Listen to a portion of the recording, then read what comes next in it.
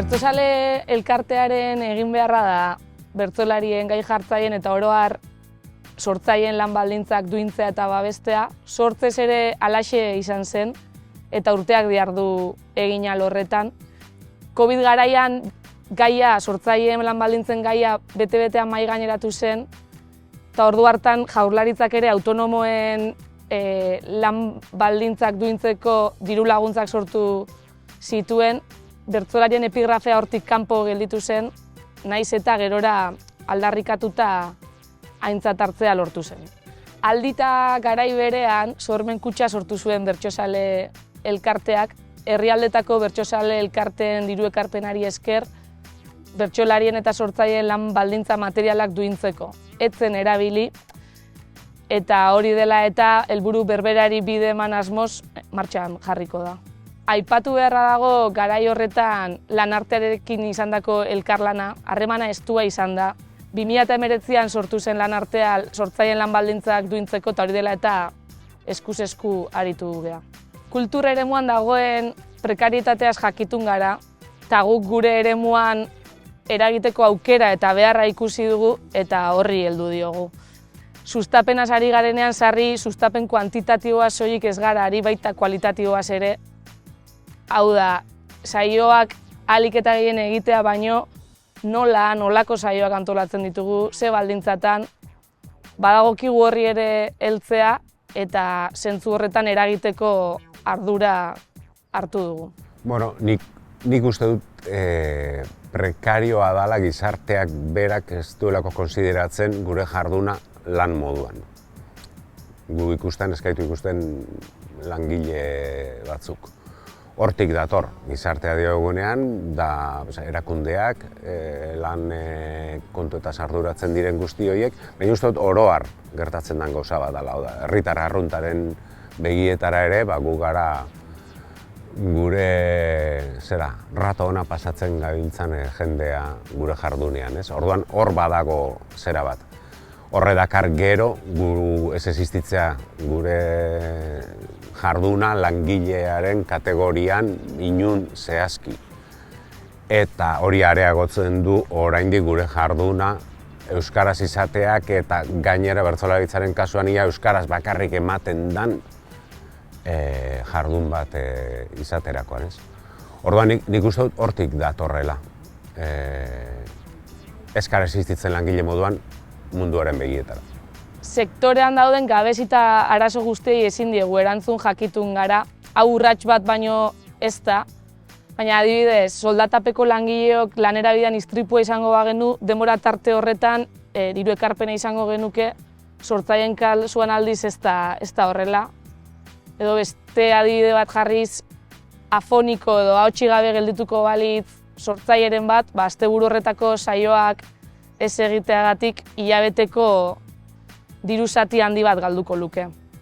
Hori da errealitatea gaur-gaurkoz, hau da, sortzaile bat diru sarrerarik gabe geldituko litzateke, administrazio publikoak baditu mekanismoak soldatapeko langileon kasuan lanera joaten ez garenean erantzuteko, ez ordea kultur sortzaileen kasuan. Eta horri erantzungo lioke babeskutxak. Ez dut gaizki ikusten momentu honetan azken baten mundu horren parte garrantzitsu bat garelako jardunean ari garen bertsolariok, bertsozale elkarteak horren kezka, ardura eta proposamenak egiteko ardura hori hartzea. Ongi iruditzen zait. Bertsogintzaren jarduna babestu behar den moduan transmisioarena eta edapenarena eta ondo iristen diot. Egia da, beharbada badaudela findu beharreko ertzak. Izan ere, euskal sortzaileek lana egiten dutenean egoera prekarioa da. Asko dago egiteko, esaterako katxeak duindu, baina oso bestelakoa da, are okerragoa lanik egiten ez dutenean, ez dutelako diru sarrerarik eskuratzen. Zentzu horretan, hori osatu asmoz sortuko litzake babeskutxa. Babeskutxarekin ari gara hitz egiten edozein langilek izan ditzaken arazoetaz. Nahi dut, gaixotasun bat, zaintza ardura bat, normalki demagun langile baten kasuan ez dira sindikatuaren bizkar geratzen ardura horiek, ezta? Kasu honetan, Bertsozale elkartea nolabaiteko resistentzi kutxa bat, babes kutxa izena eman zaio, baina resistentzi kutxa bat ari da jartzen, gure oinarrizko eskubideak babesteko. Beste edozein langilek, beste bide batetik ziurtatuta dauzkanak. Eta orduan garbi daukat, ongi dago, ongi dator, martxan jartzeak berak utxunea biztaratzen duelako, baina beste edozein langileren bideetatik beharko genituzkeuki estalita premia hauek, ez?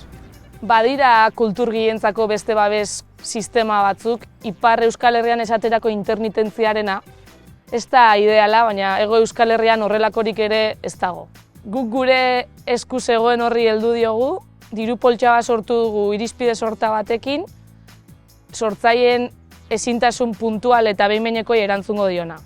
Labur esanda, gizarte segurantzak beteko lukeen funtzioa beteko luke, esaterako ingurukoren bat, gertukon bat, gaixorik balego eta saiora ezin joan da geldituz gero, gizarte segurantzak eskaintzen duen eta parekoa den diru zatia eskuratuko litzateke. Nik uste dut berri ona dala hori martxan jartzea. Bai praktikoki izan dezaken ekarpenagatik gertatzen direlako halako kasuak, hau da, saio batera joan ezina edo zergatik.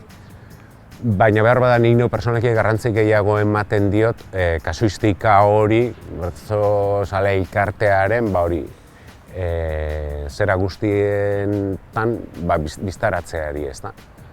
Beste edozein langile, Bertsozale elkarteko langilek baja badaukanean, amatasun bat, edo hor dagoen moduan, zalantzan jartzen ez den moduan, edo eskubideetan aurrera egiten saiatzen den moduan, hori biztaratzeak eta azken batean dokumentu batean jasota eta estel baten egotean badakigu gauza presenteago daudela, ez?